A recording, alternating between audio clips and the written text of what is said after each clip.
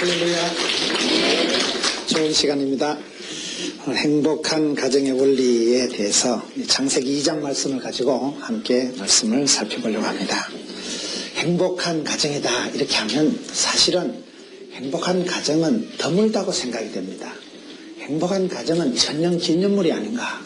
여러분, 행복하지 싶어도 사람들이 행복하지 않아요.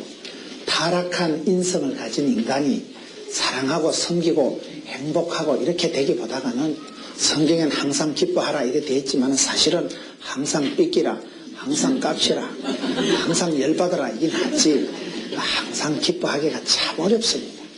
그럼 실실 웃고 다니면 사람들이 욕해요. 자아가 정신이 없나 와저라노 이러지. 그리고 우리가 살아가는 삶이 특별히 가정생활이 참 마음대로 잘 안 됩니다.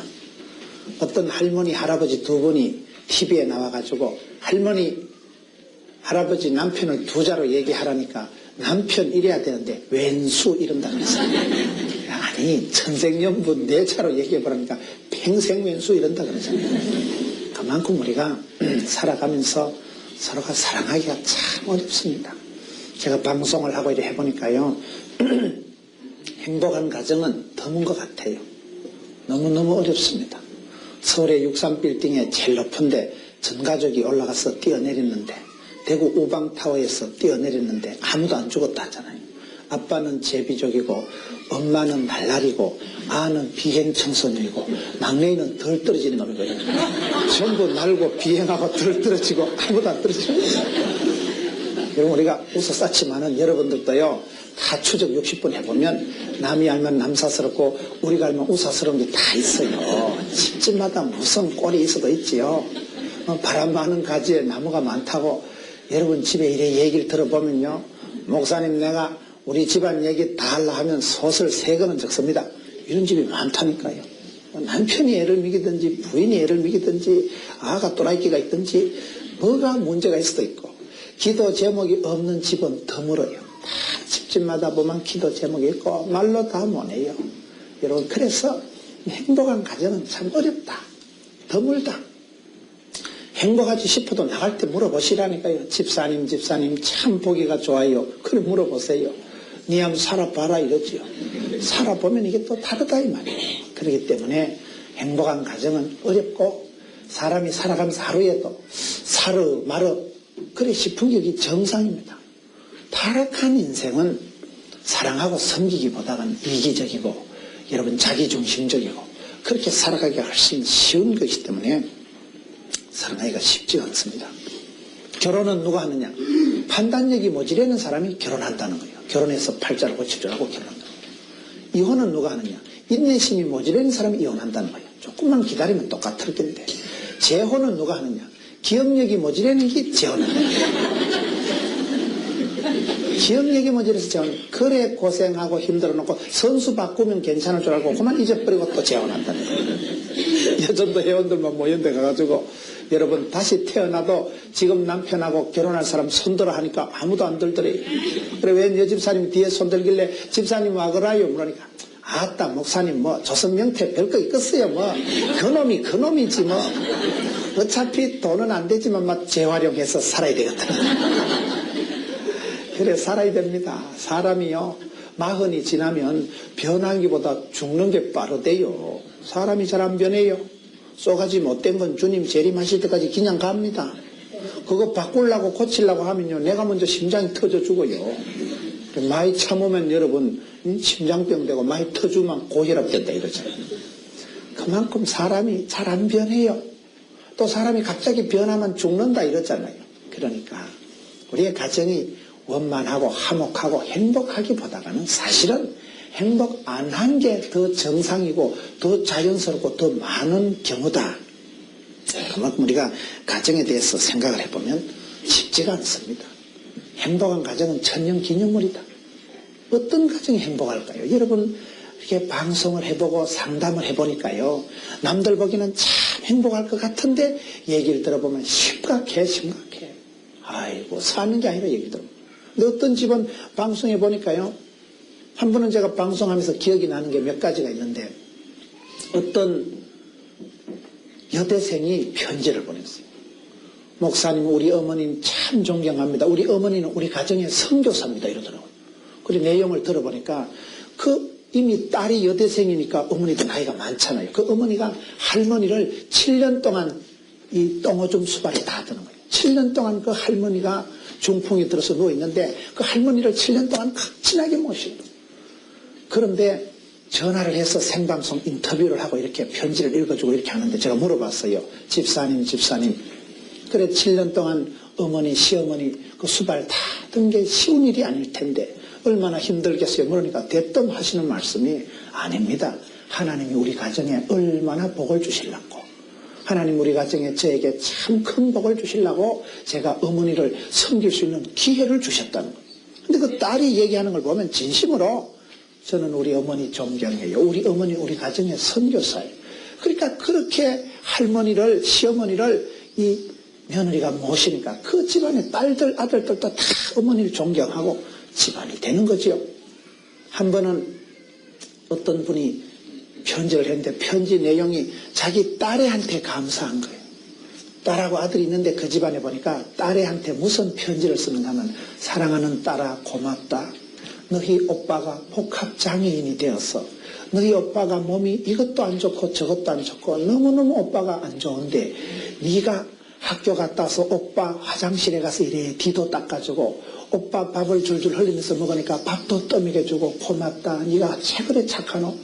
내용을 전체적으로 보면요. 이 집안이 상당히 기도 제목이 중한 집안인데도 어린 딸이 지도 아직 쫓겨난데 어린 딸이 아직도 초등학생인데 그 오빠가 여러 가지로 불편해서 중증 복합장애가 돼가지고 집에서 똥오줌도 못 가리고 이래 있는데도 그 여동생이 오빠 밥도 먹여주고 오빠 뒤 닦아주고 그걸 아버지가 고맙다 우리 딸아.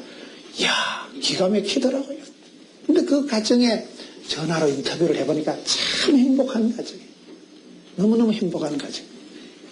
여러분 그렇습니다. 행복할 조건을 가지고 찢고 뽑고 싸우고 국제적으로 이혼하고 이런 가정이 있고요. 전혀 행복할 것 같지 않은데도 행복하게 살아가는 가정이 있더라고요. 행복한 가정은 해 한 사람만 있어도 행복하다잖아요. 해 한 살 알아요? 붕어빵 1,000원에 4마리잖아요. 황금잉어 4마리. 되는 집은 풀빵 1,000원어치 사와가지고도 이래 기도하고 웃고 먹는 집안 있고 안 되는 집은 돈 놓고 싸워 돈 놓고 국제적으로 싸운다는 거예요. 그렇기 때문에 행복하냐 행복하지 않느냐는 것은 참 우리가 사람이 얼핏 보기엔 청량하기가 어렵습니다. 남들 보기엔 참 부부지간의 사이가 좋은 것 같아도요. 집안에 들어가 보면 별 희한한 일이 다 있어요. 남들 보기에는 아닌 것 같아도 기본적인 조건이 열악한 것 같아도 그것 때문에 기도하고 그것 때문에 서로 이해하고 그것 때문에 사랑하는 집안이 있다 이거예요. 어쨌든 사랑하고 행복하고 그런 집안은 대단히 드물다. 기본적으로 깔고 들어가죠. 어느 가정이나 여러분 좀 애로사항이 있고 집안에 기도 제목이 있고 부부지간에 잘 안 맞으면 우리 집은 에브리지 이상은 되는구나 그렇게 생각하시면 돼요. 다 처음부터 조건 좋고 원만한 가정은 없습니다. 이것저것 생각하면요 건강 문제, 물질 문제, 성격 문제, 자녀 문제 문제가 많은 게 정상입니다. 바람 많은 나무에 가지에 나무에 바람이 많다니까요. 헷갈려 이게 말이죠. 그러면 우리가 어떻게 살아가야 될까요? 예수 믿는 사람은 행복해야 되고 여러분 성령이 항상 기뻐하라 했는데 어떻게 행복할 수 있을까요? 그 원리를 우리가 살펴보기 위해서는 성경으로 돌아가야 돼요. 항상 말씀으로 돌아가야 돼요. Back to the Bible. 말씀으로 돌아가보죠. 창세기 2장은 하나님께서 아담과 하와를 만드셔서 최초의 결혼식을 한 말씀입니다. 가정과 교회는 하나님이 창조한 것입니다. 이런 물건은 다 사람이 만든 것이지만 여러분 가정과 교회만큼은 하나님께서 직접 창조하신 것입니다. 창조자 하나님께서 어떤 의도를 계획을 어떤 플랜을 가지고 하십니다. 하나님께 마스터 플랜이 있기 때문에 하나님의 의도와 그 디자인하신 하나님의 생각을 우리가 알아야 돼요. 여러분 마이크 가전제품을 사면 반드시 제품 설명서가 따라옵니다. 냉장고를 사고 다리미를 사면 여러분 사용 설명서가 따라옵니다. 요거는 100볼트용입니다. 이것은 습기를 싫어합니다. 이것은 충격을 싫어합니다. 사용 설명서, 제품 설명서를 보고 해야 되지. 여러분 100볼트 다리미 사서 급하다고 220볼트 꼽으면 불나요. 설명서를 잘 보고 써야 됩니다. 여러분이 교회 건물에 기둥이 보기 싫다고 이 기둥 싹둑싹둑 자르면 삼풍백화점처럼 자빠집니다. 여러분 무엇이든지 집을 지어도 설계 도면대로 지어야 됩니다. 잘 짓고 잘 짓세, 우리 집 잘 짓세. 만세 반석 위에 집을 지어야 되지. 덮어놓고 살면요 막가파가 돼요. 성경을 펴놓고 살아라. 덮어놓고 살지 말고 성경을 펴놓고 성경 말씀에 어떻게 기록되어 있느냐. 하나님의 창조의 원리를 따라서 하나님께서 창조하신 가정은 어떻게 만드셨는가. 그걸 잘 따라서 살펴서 해야 된다 이 말이에요. 그래서 가정을 우리가 살펴볼 때 여러분 가정은 하나님이 직접 창조하신 것인데 가정의 원리가 뭐냐. 성경에 오늘 8가지 원리가 나와요. 여러분 우리가 집을 찾아갈 때도 약도를 보고 여러분 지도를 보고 찾아가야지. 계속 가다 보면 방콕에 넘어가고 성서가고 이럽니다. 지도를 보고 집을 찾아가야 되고 사용 설명서를 보고 물건을 써야 되고 여러분 우리가 무엇을 하든지 설계 도면이 중요하듯이 가정도 그렇습니다. 가정에 하나님께서 창세기 2장에 아담과 하와를 만나게 하셔서 최초의 가정을 이루셨는데 이 가정이 어떻게 형성이 되고 가정은 어떻게 살아가야 되느냐 그 원리를 살펴보려고 합니다. 18절 말씀에 보면 여호와 하나님이 가라사대 사람의 독차하는 것이 좋지 못하니 따라합시다. 행복한 가정은 첫째로 독차하지 않는다. 행복한 가정의 원리가 첫째가 독차하지 말라는 것인데 독차하지 말라는 게 무슨 말인가 하면 여러분 사람은 아무리 혼자 살아도 혼자 사는 게 아닙니다. 사람 인자 자체가 이래 의지하고 기대고 있는 거예요. 사람은 혼자 사는 게 절대 아닙니다. 목사님 저는 과부인데요. 목사님 저는 호랩인데요. 목사님 저는 독신주의자인데요. 아무리 독신주의자고 호랩이로 사는 것 같아도 사람은 얽혀 설켜서 이래 함께 어울려서 살아가는 존재지 결코 혼자 사는 사람이 아닙니다. 아무리 내가 인생이 싫고 세상이 싫고 방문꼬리 걸어 잠가놓고 방에 콕 처박혀 있어도 그게 방콕이 아닙니다. 왜 그렇습니까? 제가 여러분 강원도 울진 지역에 원자력 발전소 있는데 그게 집회를 가봤어요. 원자력 발전소 있는데 그게 강원도 가면 강원도 울진 삼척이 어디입니까? 제가 군대 생활을 그쪽에서 했기 때문에 거기가 아주 산골이에요. 울진 삼척 옛날에 무장공비 들어온 데 아닙니까? 그만큼 거기가 산골짜기인데 거기에 여러분 원자력 발전소가 있는데 주민들이 많더라고요. 저는 산골짜기에 사람이 몇이 있겠나 싶은데 가보니까 여러분 그때 제가 듣기로는 거기에 직원들이 그 건설하는 직원들하고 합쳐서 10,000명 가까이 되고 거기에 또 일용직 임시직으로 있는 사람들이 뭐 10,000명 가까이 되고 수만 명이 거기서 살더라고요. 원자력 발전소 관광을 시켜주는데 원자력 발전소 들어가 보니까 여러분이 그분들은 전기를 제품이라고 합니다. 전기를 여러분 수만 명이 들러붙어서 24시간 발전소를 가동을 시켜서 제품을 생산해서 전국에 송출을 하는 거예요. 여러분 전기 남은 거 냉장고 보관했다 꺼내 쓰는 분 봤어요? 전기 남은 거 냉장고 보관 못해요. 전기를 생산하는데 여러분 나는 방에 콕 들어앉아가지고 막 인간이 싫다 세상이 싫다 그래가지고 방문 걸어 잠그고 있어도 수만 명의 발전소 직원들이 여러분 24시간 교대로 발전을 해서 전기를 생산해서 이게 전압이 일정해야 되지. 전기가 셌다 약했다 하면요 퓨즈 다 터지고 불나요. 전기 안 오면 우리가 예배 못 드립니다.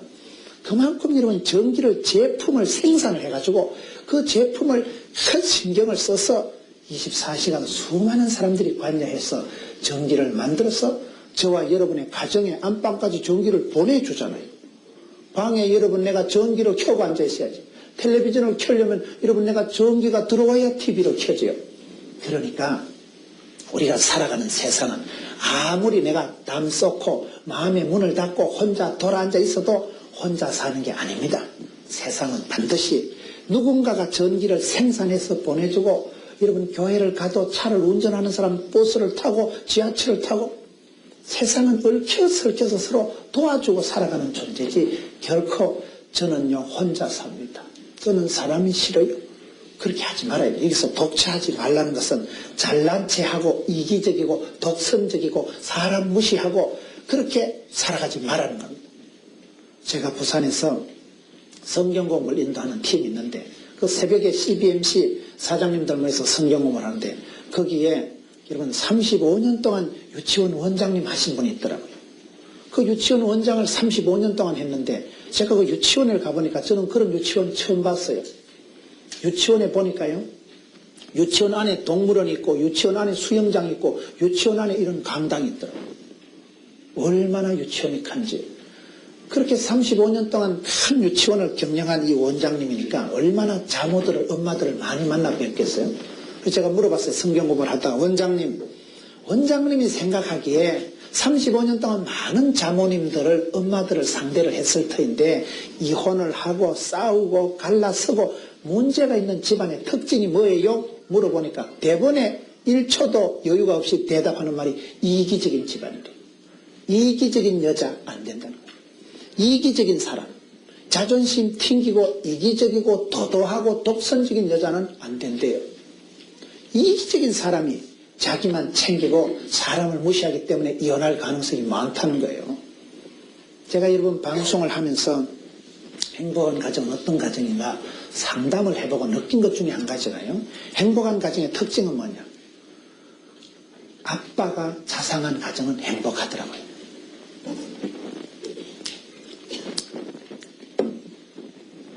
아빠가 자상한 가정은 어떤 가정이냐?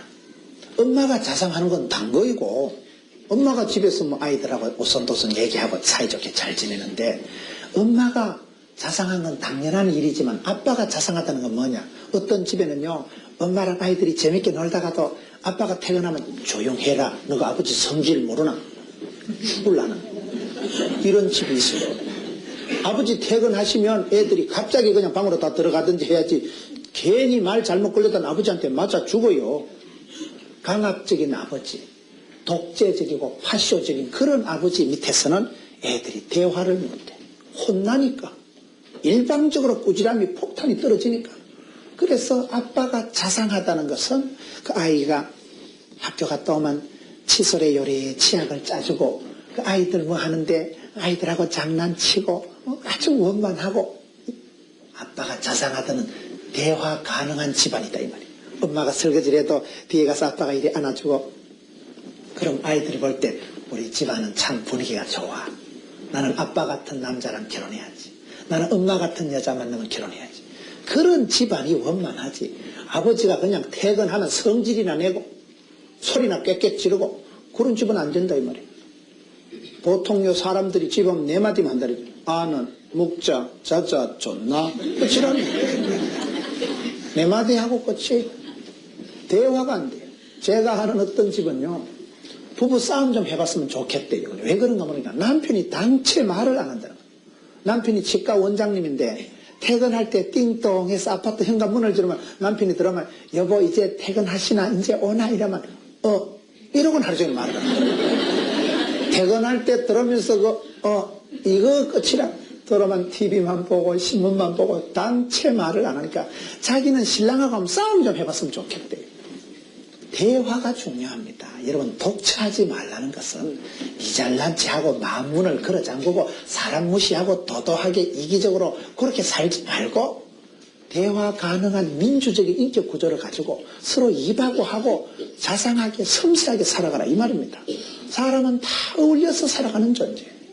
우리 아버지 하나님께서 천지를 창조하시고 7번이나 좋았더라 좋았더라 심히 좋았다고 7번이나 말씀하신 우리 아버지 하나님께서 최초로 좋지 않다고 말씀하신 게 사람이 독처하는 거예요. 지잘난 체 하지 말아요. 도도하게 이기적으로 만문을 걸어 잠그고 하는 그게 자기만 꼴꼴한 거예요. 연애에 실패하는 사람들은 대체적으로 여러분 자존심 튕기는 사람들. 유달리 자존심이 강한 사람들이 연애에 실패할 가능성이 많습니다. 사실은 그건 자존심도 아니에요. 사랑하면 자존심 없습니다. 사랑하면 체면 없습니다. 사랑 안 하니까 인간적인 눈치 보고 다른 게 부수적인 게 커지는 거예요. 여러분 내가 사랑해보세요. 무엇이 부끄러워요? 사랑해보세요. 쇼를 합니다. 사랑하면 시인이 되고 사랑하면 이벤트가 생깁니다. 우리가 어디 가든지 어울리는 사람이 돼야 되는데 독차하는 사람들이 있어요. 아주 이기적이고 자기밖에 모르는 그런 사람들은 어디 가도 어울리지 않기 때문에 이게 문제라는 거예요. 여러분 좋은 사람, 나쁜 사람이 뭔지 아세요? 나쁜 사람은 나뿐인 사람을 나쁜 사람이라고 조화로운 사람을 좋은 사람이라고 한대요. 좀 받아 적어요 이런 거는. 좋은 사람은 조화로운 사람, 나쁜 사람은 나뿐인 사람, 이기적이니까 나쁜 사람이죠. 여러분 부부간에 대화 가능한 사람이 돼야 되는데 대화가 안 되는 거예요. 대화가 뭐라 했어요? 대놓고 화내는 게 대화라니까요. 성질만 뻘컥 내지 오손도손 여러분 제번 서로가 얘기가 되면 그때 마음이 통하고 여러분 뭐 뜻이 통하고 집안이 원만한 가정이 되는데 대화가 안 되는 가정이 너무나 많습니다. 대화 가능한 사람이라는 게 이게 어울리는 사람이라는 거예요. 조화로운 사람. 자기를 그렇게 만들어야 됩니다. 처음부터 대화 잘하는 사람 아무도 없어요. 싸움도 적극적인 대화란 말이 있습니다. 싸움을 통해서 그때 서로가 알아차리는 거예요. 여러분 이 컵에 이게 꾸정물이라 합시다.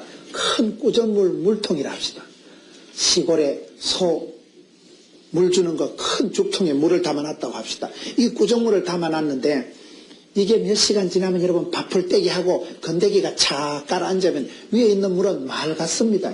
그거 보면 깨끗하지요. 그런데 그걸 바가지 가지고 소 주려고 한 바가지 한번 떠보세요. 밥풀 떼기 확 올라올 때 보면 흉측합니다. 사람이 싸울 때 그런 현상이 나타나는 거예요. 평소에 내숭 떨고 요조 숭뇨하고 있을 때 몰라요. 뭐 사람 멋있다, 야 내성적이다, 야 지성적이다.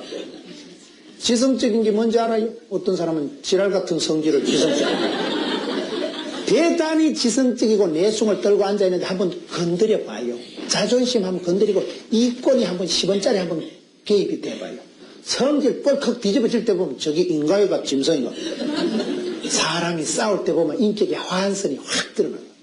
인격의 니천이 확 드러날 때 꾸정물 단지에다가 바가지 가지고 한 바가지 뜨면 밑에 밥풀떼기 시래기 덩어리 막 올라올 때 보면 아이고 흉측해라. 싸울 때 사람의 미천이 드러나는 거예요. 아따 성질 무섭다. 아따 사람 대단하구만. 평소에는 그렇게 내숭 떨고 있어도 돈이 관계되고 자존심 관계되면 달라져요. 그래서 싸워봐야 돼. 연애 10년 해도요 내숭 떨고 있을 땐 몰라요. 결혼해서 일주일만 살아봐요. 박소 같네 이리 된다니까. 연애할 때는 여러분 몰랐는데 같이 살아보니까 얼마나 혈기가 많고 얼마나 이기적이고 얼마나 성질급하고. 그렇기 때문에 싸움조차도 대화라니까요. 싸움이 적극적인 대화라는 걸 싸울 때 서로 미운정이 들어. 미운정이. 사람이요 어릴 때요 싸우면 친구 된다고. 싸우다 보면 미운정이 들고 저 양반이 성질이 이렇구나. 저 양반이 저런 얘기만 하면 휘떡 넘어가는구나. 그때 진짜를 알아차리는 거예요.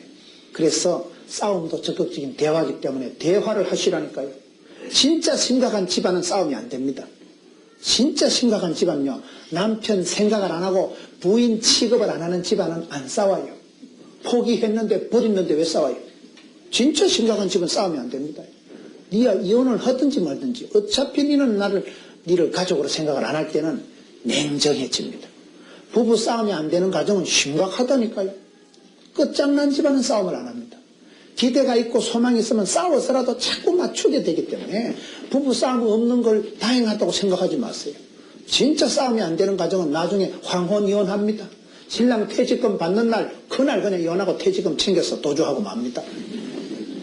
그만큼 부부 싸움은 가정의 부흥이다 이럽니다. 부부 싸움이 왜 가정의 부흥입니까? 부부 싸움은 칼로 물베기를 하는데 싸움도 한 번 안 하는 가정보다는 부부 싸움이라도 하는 가정이 낫다 이 말이에요. 왜 그렇습니까? 저녁에 한판 싸워봐요. 그럼 새벽에 기도 나오면 다 회개가 되잖아요. 하나님 어제 제가 그 말 안 해야 되는 건데. 새벽 기도 나오면 회개하고 눈물 흘리고 하나님께 회개하면 하나님이 또 다 용서해 주시잖아요. 용서받고 회복받고 원기를 돋가가지고 그날 저녁에 가서 한따까리 더 싸워. 그래 가지고 10년만 싸워봐요. 10년만. 그러면 나중에 싸울 일이 없어요. 그게 그래 된다니까요. 대화가 중요하다. 대화가 왜 중요하냐. 부부 싸움이라도 하면 그 싸우는 그때 미운정이 들고 싸우다 보면 저 양반은 시댁 얘기만 하면 휘떡 넘어가는구나. 그래서 상대방을 진면목을 알아차리가 되고 싸움을 통해서 정이 드는 거예요. 정이 드는 거예요. 그래서 부부 싸움은 오히려 가정의 부흥회가 되는 거예요. 싸울 때 그때 여러분 서로가 알아가기 때문에 여러분 내숭 떨고 사람을 무시하고 살지 말고 싸움을 걸어서라도 안 되면 그냥 신랑이 말을 안 들으면 옆에 앉아가지고 여보야 자기야 시끄럽다 됐다 이래 해도 계속 얘기를 해봐요. 자꾸 얘기를 하다 안 되면 옆구리를 간질해가지고 막 깎고 하면 막 나라 와이라 너 하하하 이래 된다는 거죠. 억지로라도 웃겨서라도 생쇼를 해서라도 조금만 유치하면 행복할 수 있습니다. 대체적으로 보면 거룩한 집은 행복하지 않아요. 여기서 거룩하다는 건 점잔을 피우고 말을 잘 안 하고 이런 집은 행복하네요. 제가 집사람하고 관계를 보면요. 집사람하고 사이가 좋을 때는 유치하고 사이가 안 좋으면 아주 사람이 점잖아지더라고요. 집사람하고 사이가 안 좋고 썰렁할 때는 새벽에 일어나서 버떡 일어나라. 어디 사마가 돼가지고 꾸물거려. 교인들 다 본다. 빨리 온나. 여자야 따라오든지 말든지 앞에 휘적휘적 걸어갑니다. 굉장히 거룩하게 걸어요. 너무도 당당히 걸어가고 쳐다보지도 않아요. 그럴 때 사마가 돼가지고 버떡 온나. 교인들 다 보는데 쿠사리를 주고 뭐라 하고 막 그래요. 그런데 집사람하고 사이가 좋으면요 절대 점잖하게 못 걸어가. 자기야 우리 묵집바 할까. 아파트 계단 올라갈 때 우리 가위바위보 하자. 그래가지고 묵집바 해가지고 뒤에서 이거 하고요. 얼마나 재밌는데. 재미가 좋으면 그냥 막 자기야 이렇게 가위바위보 하고 올라가는데도 얼마나 유치찬란하지만 집에 가시걸랑 조금 유치하게 사세요. 월목에 기부스를 하고 헐그레 당당하게 혼자 독선적이고 강압적이고 이기적으로 살지 말라. 독처하지 말라. 어디 가도 어울리는 사람이 돼야 돼요. 조화로운 사람이 되지 나뿐인 사람이 되지 말라니까요. 두 번째로 행복한 가정을 위해서는 어떻게 해야 되느냐. 18절에 여호와 하나님이 가라사대 사람의 독처하는 것이 좋지 못하니 내가 그를 위하여 돕는 배필을 지으리라. 따라합시다. 돕는 배필이 되자. 두 번째 원리가 돕는 배필이 되자는 건 무슨 말이냐. 여기서 돕는다는 것은 무슨 시다바리가 되라, 보조 기능을 해라, 커피 쌀마다 바치라 그런 말이 아닙니다. 여기서 돕는다는 것은 완성하다, 구원하다, 아주 적극적인 개념이에요. 내가 너를 간호한다는 것은 내가 너보다 건강하다 이 말입니다. 내가 너를 돕는다는 것은 내가 너에게 줄 것이 있다 이 말이죠. 여기서 돕는다는 건 아주 적극적인 개념입니다. 왜 사람이 여러분 섭섭합니까? 바라니까 섭섭한 거예요. 그래서 돕는 배필이 돼야 되는데 사람들은 흔히 바라는 배필. 결혼을 할 땐 많이 바랍니다. 바라니까 섭섭한 거예요. 믿는 도끼 발등 찍히는 거예요. 오망 시리즈라고 있어요. 욕망이 실망을 낳고 실망이 낭망을 낳고 낭망이 절망을 낳고 절망이 사망에 이른다고. 욕심이 뚱뚱하니까 욕심이 과하면 그게 문제가 됩니다. 여러분 바랄 만큼 실망이 오는 거예요. 바라지 말고 돕는 배필이 되라. 네가 주라. 바랄 때 여러분 안 되면 섭섭합니다. 오늘 예배 마치고 밖에 나가실 때 여러분 제가 오늘 선물을 가져왔는데 예배 마치고 가면 선착순 10명 준다고 하면 해보세요. 예를 들어서 축도도 끝나기 전에 기나간 거 있어요. 공짜라 하면 그냥 양잿물이라도 먹으려고 하는 거예요. 사람들이 마음이 그래요. 내가 하나를 받아야 되겠다 하면 그거 못 받으면 얼마나 섭섭하다고요. 어디 무슨 개업 예배 할 때 가보면요 플라스틱 바가지 하나 주는데 그 플라스틱 바가지 받아서 집에 와도 인생에 도움이 안 돼요. 그거 하나 받으려고 땡볕에 2시간 줄을 서가지고 내 앞에서 물건 떨어졌다 그 집에 다시는 안 갑니다. 너무 공짜를 많이 바라니까 거기서 실망이 오듯이 바라지 말고 돕는 배필이 되라. 여러분 요즘 아가씨들이 신랑감을 구할 때 뭘 바라는지 아세요? 신동키호테를 바란대요. 신동키호테가 뭐냐? 신앙 좋고 돈 많고 키 크고 호남형이고 테크닉 좋고 그런 인간이 없어요. 그런 인간이 있어도 니를 안 좋아해요. 욕심만 많아가지고 바라는 게 많으니까 거기서 실망이 오는 거예요. 사랑하면 상처받는 거예요. 그래서 우리가 돕는 배필이 되라는 것은 내가 무엇을 하든지 주려고 하고 도우려고 하고 그러면 안 섭섭합니다. 주려고 하는데 뭐가 섭섭해요. 옛날 우리 조상들이 쓰는 말 중에 미운 사람 떡 하나 더 준다. 저는 참 그 말이 좋다고 생각해요. 미운 사람 떡 하나 더 준다는 말이 무슨 말일까요? 미운 놈 꿀밤을 줘야 되지. 미운 사람을 말랐고 떡을 줘요. 아깝구로. 그런데 미운 사람 떡 하나 더 준다는 우리 조상들이 잘 쓰는 말이 얼마나 슬기로운지 몰라요. 왜냐하면 미운 사람한테 주먹을 주고 꿀밤을 주면 점점 미움이 정폭이 될 텐데 미운 사람한테 떡을 줘보세요. 내가 미워서 꼴보기 싫은 사람한테 인절미를 주면요. 인정이 따라가요. 내가 미운 사람 찰떡을 주면요. 내가 준 떡이 아까워. 내 찰떡 먹은 사람이 사법고시 패스했다. 걔가 내 찰떡 먹고 찰떡같이 붙었다 이거. 사람이 그렇게 된다 이 말이에요. 그만큼 사람이 마음이 가는 곳에 물질이 가는 게 아닙니다. 물질이 가면 마음이 반드시 따라가요. 돈 빌려주고 잊어먹는 사람 봤어요? 빌려간 사람은 떼먹긴 하지만은 빌려준 사람은 안 잊어먹어요. 교회 꽃꽂이를 해도 여러분 교회 꽃꽂이 한 사람은요. 교회 오면 꽃꽂이부터 쳐다봅니다. 혹시 시들었을까? 물을 줬는가? 어제 목사님이 절이 올라가던데 괜히 그 꽃을 건드려서 꽃꽂이 한 사람은요. 꽃을 신경 번쩍 써요. 내가 만든 내 작품 신경 쓰입니다.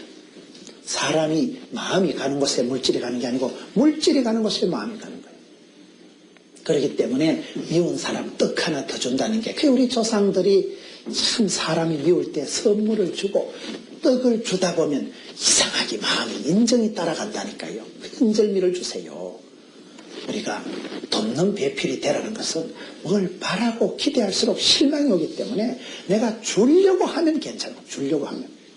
그래서 마음을 우리 하나님께서 여성을 만드실 때 기능 자체가 그를 위하여 돕는 배필을 지으리라. 도우려고 하면 괜찮아. 왜 어머니들이 위대합니까? 우리가 어머니 아버지를 생각하면 다 가슴이 아파요. 시골에서 우리 어머니 가난하게 살아도 자식을 위해서라면 피라도 뽑아주시려고 하죠.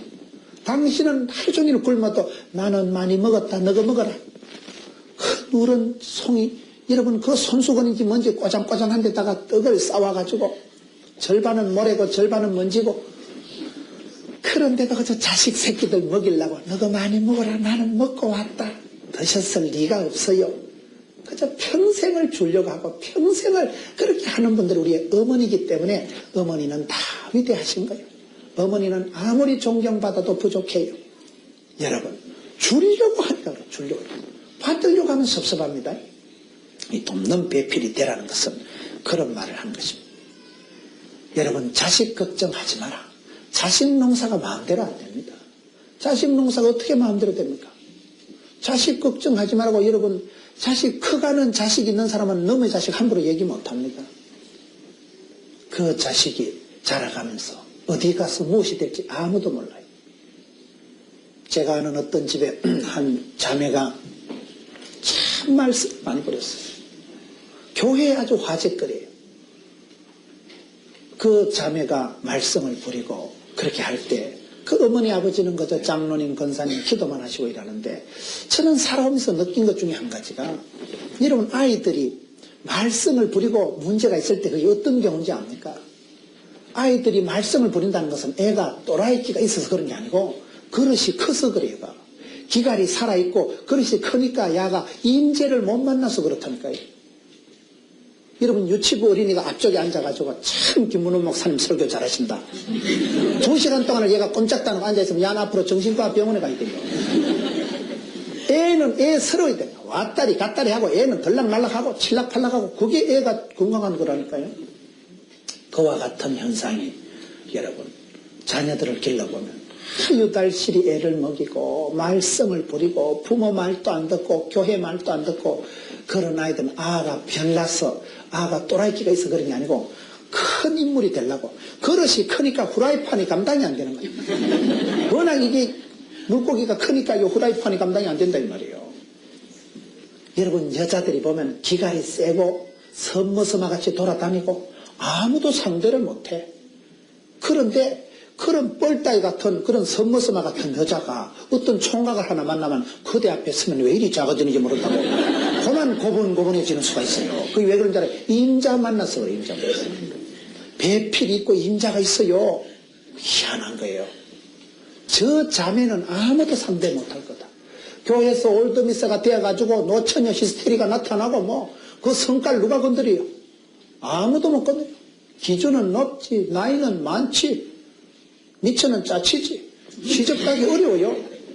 그랬던 자매가 어느 날 이상한 총각을 하나 만났는데 그 총각한테만 가면 고분고분하고 길을 못 펴고 임자 만나서 그런 거예요. 임자가 뭔지 알아요? 주님이 임자 아니겠어요? 인생은 주님을 만나면 방황이 멈추고, 성도는 여러분 좋은 지도자, 좋은 교회, 좋은 성도를 만나면 영적인 방황이 멈추는 거예요. 임자 만나야 돼. 임자. 돕는 배필이 되라는 건 뭐냐? 내가 여러분 도우려고 하면 안 섭섭해요. 바랄 때마다 반드시 실망이 오고 낭망이 옵니다. 그래서 여기 두 번째 원리는 돕는 배필이 되라고 했는데, 자식 걱정을 하지 말아요. 자식 농사가 마음대로 안 됩니다. 문제 부모는 있어도 문제 자녀는 없어요. 본때 있는 게 뭐라고 했습니까? 본기 들은 기 많은 건 본대로 들은 대로 되기 때문에 그렇습니다. 애들이 문제가 있는 건 반드시 부모의 문제인 거예요. 어떤 젊은 부부가 그런 얘기를 하더라고요.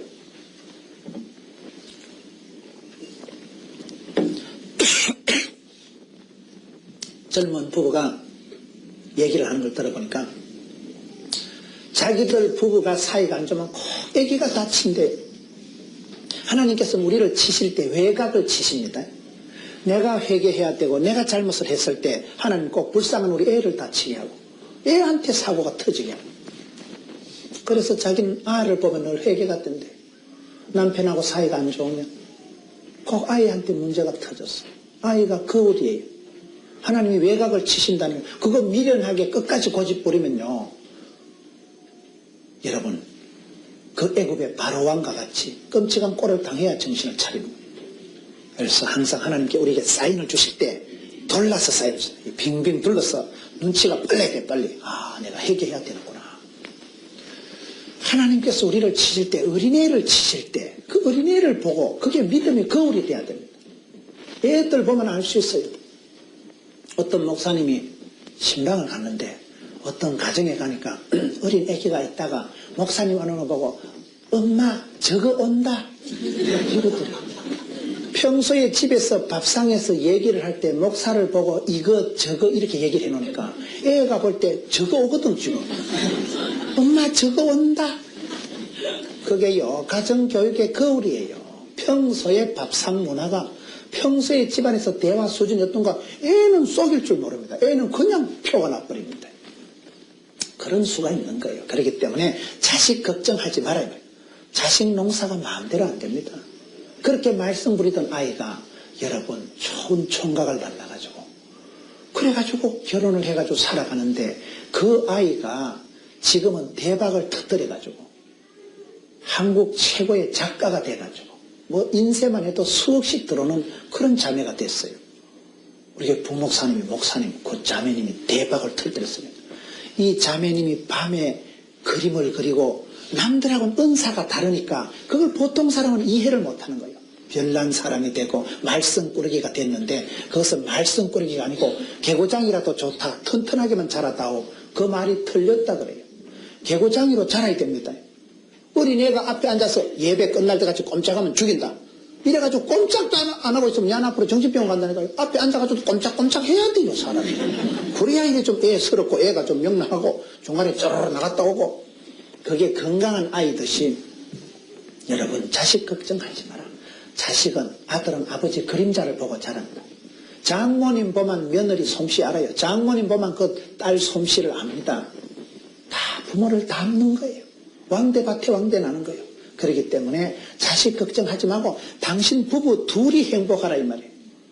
부부가 행복하면 그 설화에서 저절로 아이들이 행복하게 자랍니다. 원만하게 자랍니다.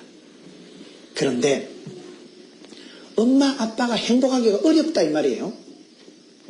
누가 사랑 안 하고 싶습니까? 누가 행복 안 하고 싶습니까? 행복하기가 어려운 거예요. 붙었다 하면 싸우는데, 붙었다 하면 천적관계. 적과의 동침 25년째인데 지금 그럴 때 어떡하냐 이 말이에요. 자, 자식 걱정하지 마라. 당신들 내외가 행복해라. 어쨌든 행복해야 된다니까요. 근데 행복이 잘 안 되고 대화가 잘 안 될 때 어떡하느냐. 따라합시다. 니나 잘해라. 이게 오늘 주제예요. 니나 잘하라. 네가 돕는 배필이 되라. 네가 은혜 충만히 유지하고 네가 건강하고 네가 행복하면요. 상대방도 저절로 행복이 됩니다. 북극의 고슴도치 사랑이라고 알아요. 북극의 추운 지방에 고슴도치가 2마리가 살았는데 같이 떨어져 있으니까 얼마나 추워요. 야 우리 붙자. 가까이 붙어 있으면 좀 따뜻한. 붙으니까 가시를 가지고 서로 찌르는 거예요. 어떡해봐라. 붙으면 찔려서 피가 나서 죽을 것 같고 떨어지면 추워서 얼어 죽을 것 같고 이거는 오도 가도 못하는 거예요.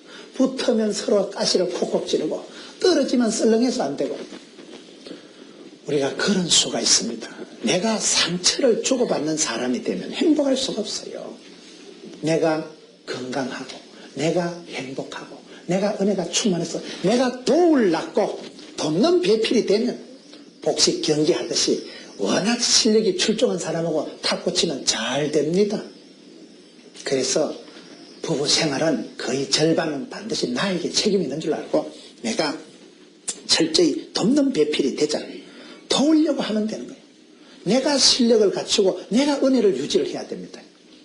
내가 먼저 도우려고 그만큼 실력을 갖추면 되기 때문에 자식 걱정하지 말고 배우자 원망하지 말고 니나 잘하세요. 이런 세미나를 해도 설교를 해도 꼭 앉아가지고 맞아 오늘 그 인간이 와서 들어야 되는데 그런 사람이 있어요. 남편 신경 끄고 니나 잘 들으세요.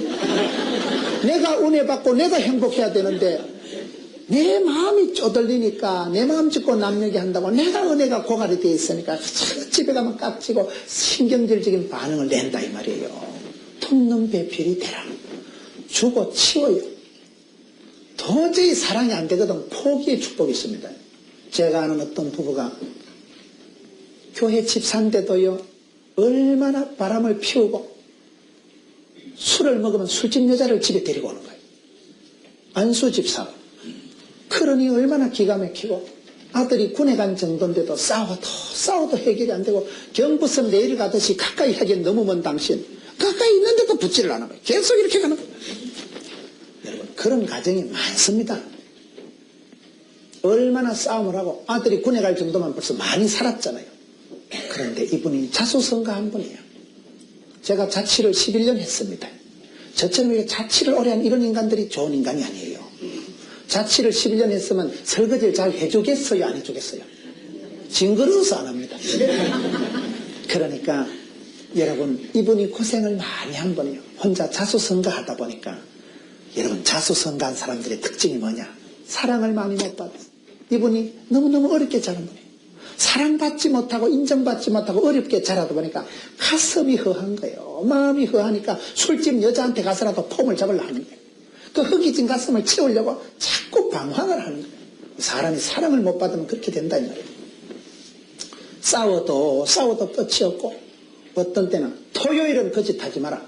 토요일마저 술을 퍼마시고 술집 여자를 집에 데리고 오니까 얼마나 여러분 한숨이 나오고 그래가지고 이 부인이요 교회 가면 오늘 집사님 왜 안 왔는데 서울 출장 갔다. 출장 갔긴 집에 가시나고 지금 자빠져 자는데 말을 못하는 거요. 거짓말을 해야 되고 변명을 해야 되고 한수 집사인데 그러다 이분이 은혜를 받은 게 포기의 축복을 받는 내가 포기를 하자.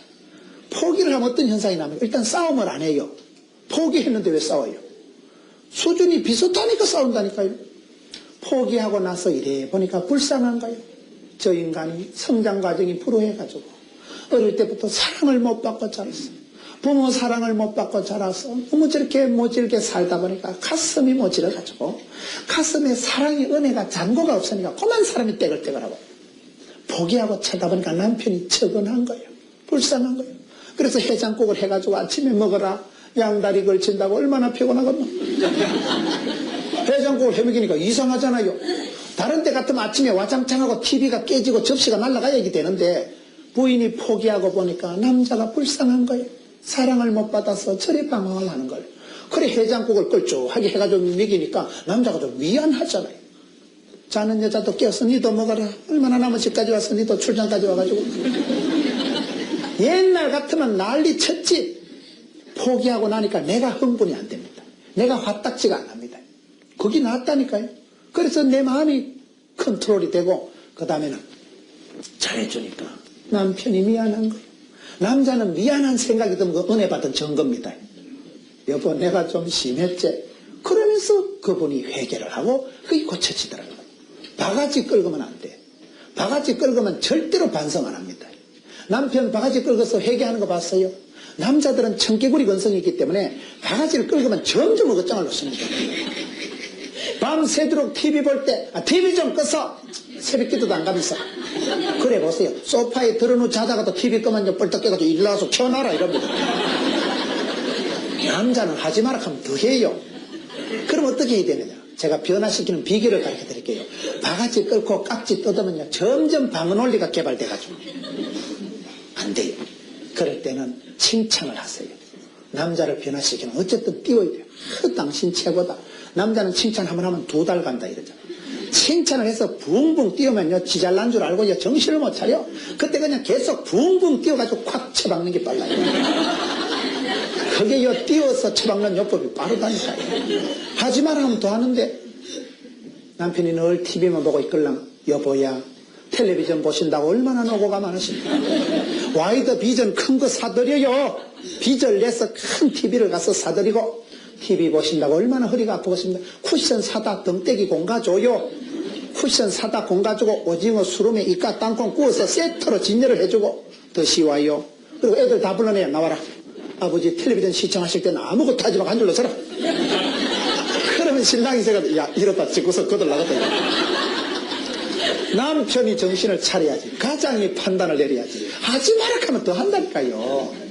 하지 마라 해가지고 바가지 끌어서 변화가 안 되기 때문에 남편 길을 좀 살려주세요. 안 그래도 안 돌아가는데 45정 56도 286 했었는데 길을 죽여가지고 남자는 기죽으면 회사 가서 무사히 구조조정 돼가지고 온다는 말이 있어요. 어쨌든 칭찬하고 길을 살려줘야지. 돕는 배필이 되라 이 말이에요. 그저 도와주고 정 사랑이 안 되걸랑 포기라도 하시라니까요. 그래서 그 부부가 회복이 되는 거예요. 포기하고 나니까 싸우지도 않고 싸움이 안 되니까 원만하고 더 잘해주니까 남편이 미안해서 죄송해서 회개하고 변화가 일어나는 겁니다. 여러분 돕는 배필이 되라. 내가 먼저 실력을 갖추고 내가 먼저 건강하고 내가 먼저 은혜 받아야 돼요. 은혜 받고 나면 다 원만해집니다. 내가 성령 충만함 받으면요 다 쉬워져요. 내가 은혜가 없으니까 강팍해지고 팍팍해지고. 실력이 있는 사람은 5가지 힘이 있다 그러잖아요. 심력, 지력, 체력, 자기 통제 능력, 인간관계 능력. 인간관계 능력이 있어야 돼요. 자기를 컨트롤할 수 있는 능력이 있어야 돼요. 마음에 힘이 있을 때 심력, 지력, 체력이 있어야 돼요.